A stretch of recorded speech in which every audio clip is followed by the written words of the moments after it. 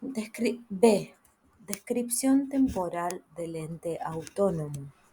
Hemos visto que resulta inconcebible un microcosmos entelequial sin que el alma guarde una perfecta correspondencia formal con el demiurgo. Así, en el microcosmos ha de manifestarse un aspecto conciencia-tiempo análogo a la conciencia-tiempo del macrocosmos. El microcosmos, para ser tal, debe alcanzar una autonomía temporal, debe independizarse del tiempo trascendente del macrocosmos. Mas, ¿cómo un ente que hasta entonces permanecía en el tiempo trascendente puede situarse fuera de él y evitar ser arrastrado por una afluencia irresistible? Respuesta. Para entenderlo hay que considerar el siguiente principio. El tiempo trascendente es isótropo para todo ente que es permanente o sucesivo en él, pero es anisótropo para todo otro tiempo inmanente, en el sentido de su sucesión. Lo primero quiere decir que todo ente permanente o sucesivo existe con carácter fenoménico en el tiempo trascendente y está determinado por él. Si es permanente, está determinado por su duración y si es sucesivo, por su desarrollo procesual. Lo segundo nos dice que el tiempo trascendente, no obstante ser isotrópico para todo, no obstante ser isotrópico para todo ente, es capaz de coexistir con otro tiempo sin suponerse con el sentido de su transcurrir. Vale decir, el tiempo trascendente es anisótropo en el sentido sucesivo de todo tiempo coexistente. Este principio nos va a permitir responder a la pregunta anterior.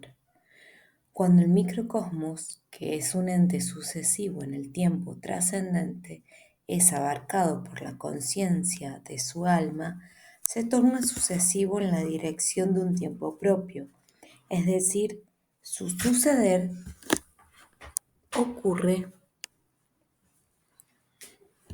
en el flujo inmanente de la corriente de conciencia. Entonces, sobreviene necesariamente la autonomía óntica, porque el tiempo trascendente es anisótropo en la dirección del tiempo inmanente. Naturalmente, la anisotropía del tiempo trascendente, no implica un defecto de la conciencia del demiurgo, sino que constituye el modo como él permite la coexistencia del microcosmos actual y la consumación de su finalidad entelequial. Al obtener la autonomía óntica, al convertirse en microcosmos actual, el Pasú pone el máximo sentido posible en la obra del demiurgo. La relación coexistente entre microcosmos y macrocosmos se denomina armonía. La conciencia de la armonía por parte del microcosmos viviente constituye el mayor descubrimiento posible y también el mayor bien. Equivale a vivenciar un esquema de sí mismo del demiurgo. Evidentemente, el objetivo último de la finalidad es impresionar con la magnitud colosal de la obra y despertar la admiración del microcosmos por su creador.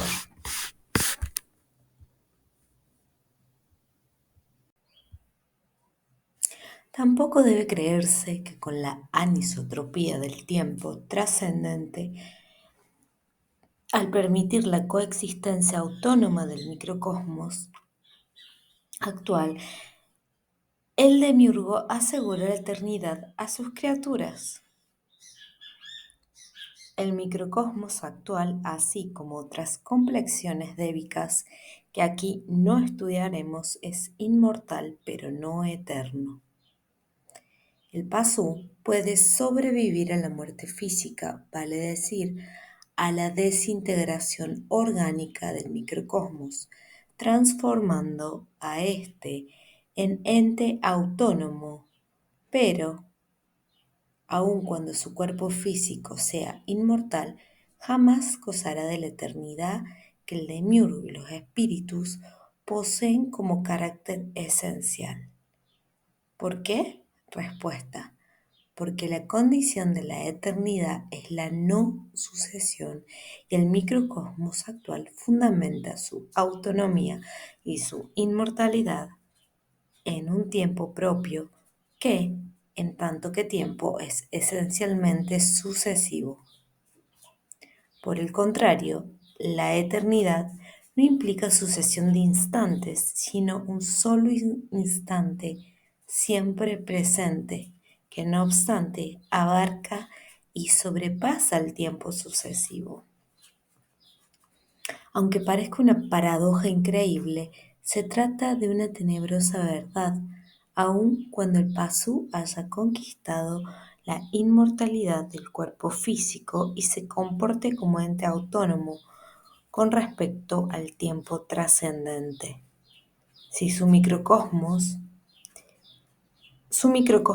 tendrá fatal disolución simultáneamente en el pralaya macrocósmico. Y tras la disolución de todo ente sucesivo durante la noche de Parabrahman, solo el Uno existirá en la eternidad. Los espíritus hiperbóreos también son eternos y luego veremos qué importancia reviste dicho carácter para el encadenamiento a la materia. El porqué de un ente autónomo, es decir, independiente del tiempo trascendente, ha de finalizar su existencia en el momento que concluye el tiempo trascendente. No podrá ser comprendido sin una adecuada descripción de dicho tiempo del macrocosmos. Repito, el por qué un ente autónomo, es decir, independiente del tiempo trascendente, ha de finalizar su existencia en el momento que concluya el tiempo trascendente, no podrá ser comprendido sin una adecuada descripción de dicho tiempo del macrocosmos.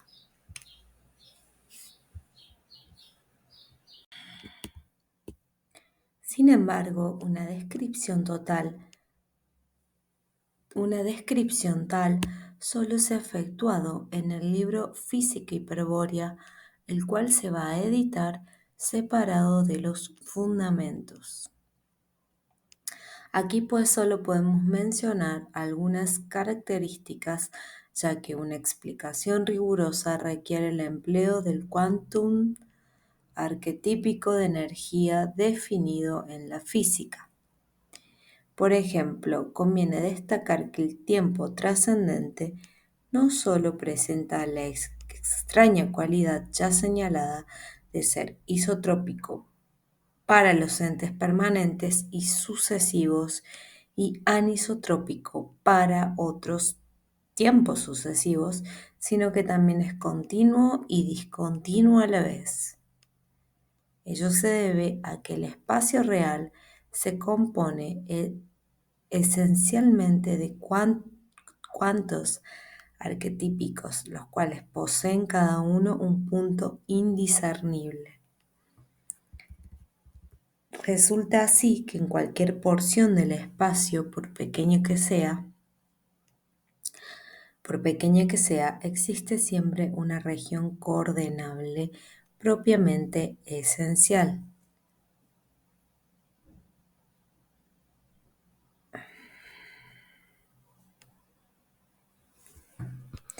que constituye el principio de la extensión continua continua y un punto indiscernible no acotable propiamente temporal, que es el mismo punto que podría localizarse en cualquier lugar del universo.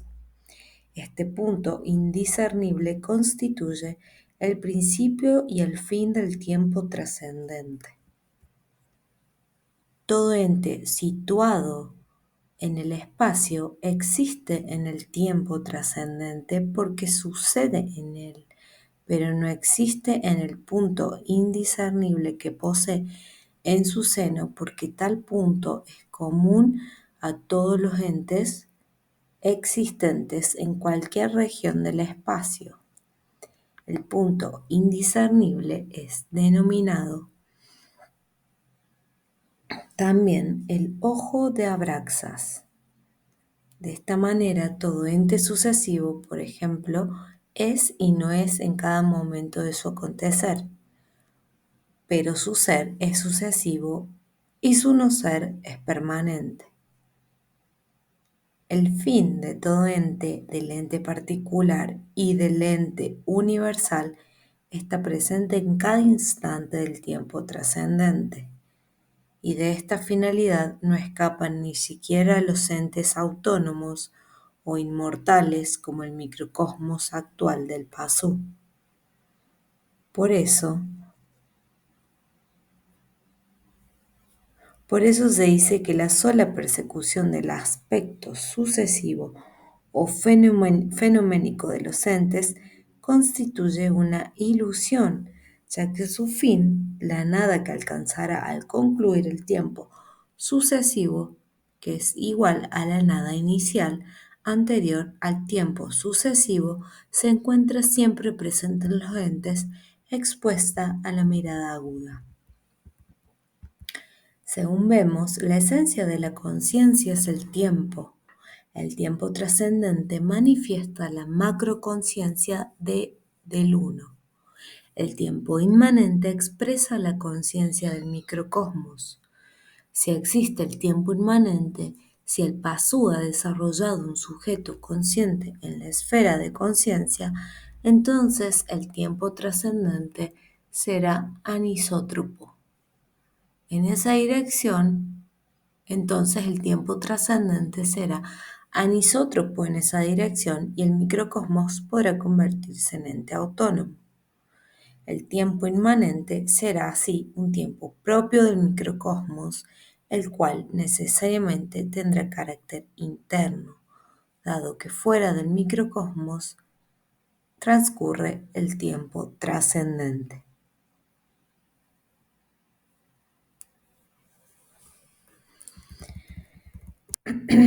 El microcosmos actual subsiste en su propio tiempo inmanente, cuyo fluir brota del sujeto consciente en una sucesión de instantes que se pierde en la interioridad del ente en una dirección no surcada por el tiempo trascendente. Debido a esta autonomía desde el interior del ente que alcanza el microcosmos actual con respecto al tiempo trascendente, también se independiza del espacio, adquiriendo la libertad de ubicarse en cualquier sitio sin ser condicionado por el tiempo trascendente.